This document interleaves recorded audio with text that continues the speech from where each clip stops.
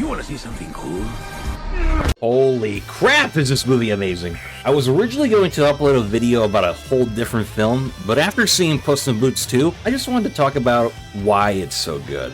If you haven't watched it already, I highly recommend it since there will be spoilers in the video. But without further ado, here we go.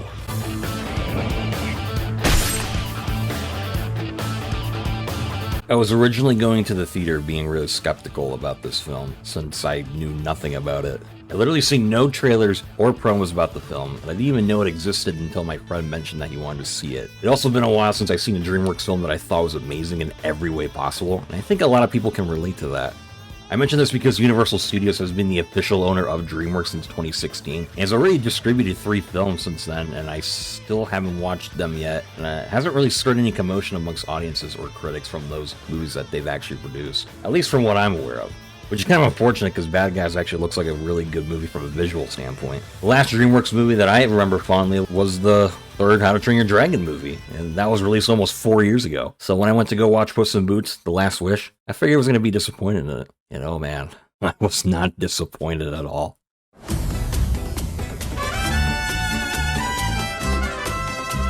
From an art style standpoint and animation standpoint, it's almost insane to see that this is something that is part of the Shrek franchise. The entire film's animation style took inspiration from Into the Spider-Verse, with the action scenes skipping frames, which makes the fast-paced movement more dynamic and adds more emphasis on the movement of the characters. It also allows the characters to exaggerate and be more expressive with the help of the new art style that makes everything look like something from an actual storybook.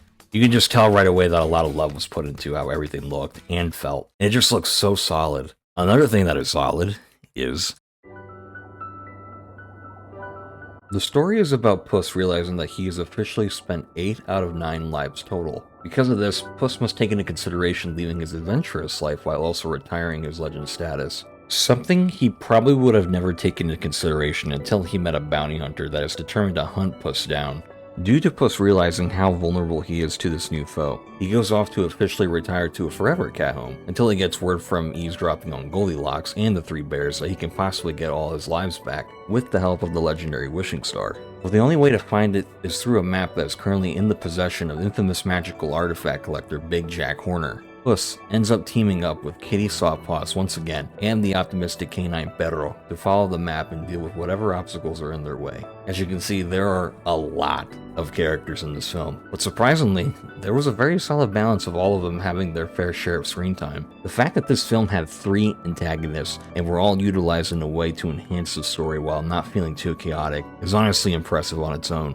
Big Jack was fun to watch as a villain, and seeing him not care about the baker's dozen, seeing Goldilocks struggle and accepting herself and what her idea of a real family stirred up a lot of emotions. And Death, well, we'll get to him later. One of the main highlights of the story is with Kitty, Perro, and Puss. It was a welcome surprise to see Kitty return and play off really well with these other 2 main characters. Another surprise was that this new dog character wasn't annoying at all and had such a tragic backstory that made me awe in disbelief and genuinely sad for this character. It was also really nice to see that Perro became an important friend and confidant to Puss as the story progressed. A relationship that kind of reminded me of a different DreamWorks duo.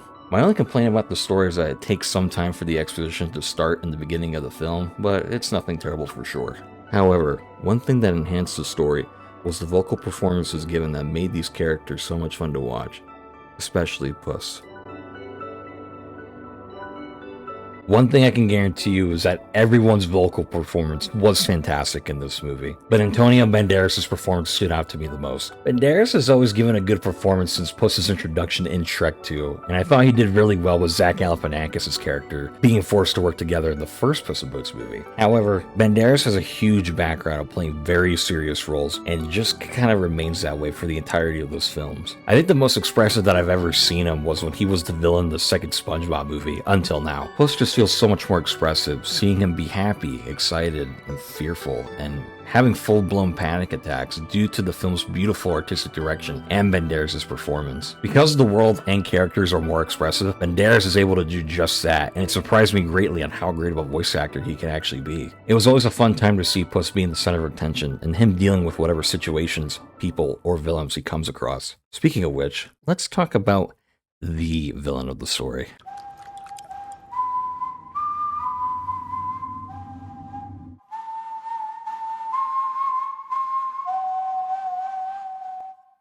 I love Big Jack and will remember him as a fun villain since he is evil and chooses to be. I mention this because having sympathetic villains are becoming more and more common due to them possibly being a safer and more convenient route for wanting audiences to like them, which is really unfortunate. I don't think sympathetic villains are bad, but having an antagonist who's bad just for the sake of it can be amazing if done right. Many iconic antagonists are evil because they make the conscious choice of committing to their sinister actions. And then being fully aware of the harm they cause is interesting to see how the protagonist deals with these situations, or the villain themselves. Going back to Big Jack, his design makes everything he does more interesting and comedic to watch. I'm glad he wasn't just some throwaway character. However, even though the main antagonist of this film barely has any screen time, what is accomplished with that time is something that I'll always remember. Death himself stole the spot for possibly the best DreamWorks villain that has ever been introduced. The very scene where Death meets Puss changes the entire atmosphere of the film before he even says a word. The lighting gets much darker. There are no jokes whenever he's around, and the fact that his design as a hooded figure wielding these sickles and also towers over Puss drastically gives off a sense of uneasiness. It's just brilliant. The moment that blood is shown during Puss and Death's first battle makes Puss and the audience realize right away that he is a genuine threat, emphasizing Puss's mortality and vulnerability.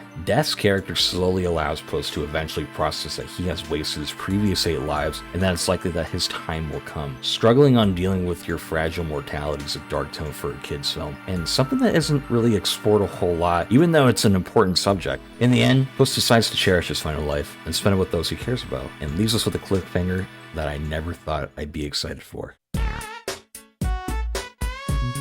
I love the conclusion for the Shrek franchise, but after seeing this film, I'm genuinely excited to see what exactly DreamWorks has in store for Shrek and what other films that DreamWorks has planned for us. A lot of people have been saying that this movie has no right to be this great, and it shows how DreamWorks hasn't been at its best for so long. This film is a reminder of what DreamWorks does at their best, and it's satisfying to see that a new generation of audiences and older fans get to watch such a memorable movie. I give this movie a 9 out of 10. An amazing film that I will look forward to watching again. If you stayed this long, thanks for listening, and I hope you stick around because we got a lot more things to discuss.